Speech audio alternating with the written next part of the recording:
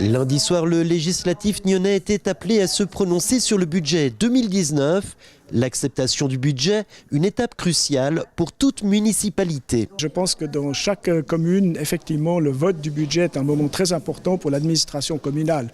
Il est toujours très inconfortable de travailler sans budget et avec les 12e, comme ce fut le cas de nombreuses années, par exemple, pour le canton de Genève. Les 12e prévisionnels consistent en cas de refus du budget par le législatif à faire vivre la commune sur le budget de l'année précédente divisé en 12 tranches.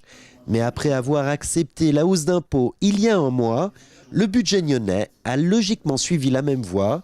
Il a été accepté, chaque groupe campant sur ses positions. L'état d'esprit au conseil communal était bon. Bien entendu, il fallait s'attendre à un refus de ce budget de la part d'un certain côté du conseil communal, comme ça avait déjà été le cas, si vous vous souvenez, l'année passée. Pour cette fois, la bataille du budget ne se jouera pas au sein de l'Assemblée. Le texte du référendum contre la hausse d'impôts ayant été validé par la municipalité, deux camps vont s'affronter stylo à la main et arguments en bouche dans les rues de la ville. Oui, c'est juste. La municipalité a validé cet après-midi le texte du référendum, donc il va pouvoir commencer. Pas de quoi ébranler le municipal en charge des finances qui commencera l'année en travaillant avec deux acquis, une hausse d'impôts et un budget accepté. Alors pour le moment, on a un budget qui est accepté avec les 4 points d'impôt et puis les 0,2 pour l'impôt foncier. Donc c'est avec ce budget-là que la municipalité va travailler. Néanmoins, en vue de ce vote populaire annoncé, le nombre de préavis proposés par la municipalité pourrait bien drastiquement baisser.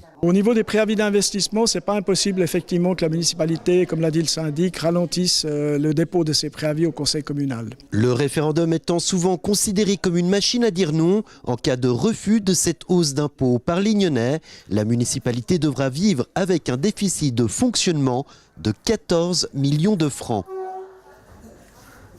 La séance est levée, je vous souhaite aussi d'excellentes fêtes.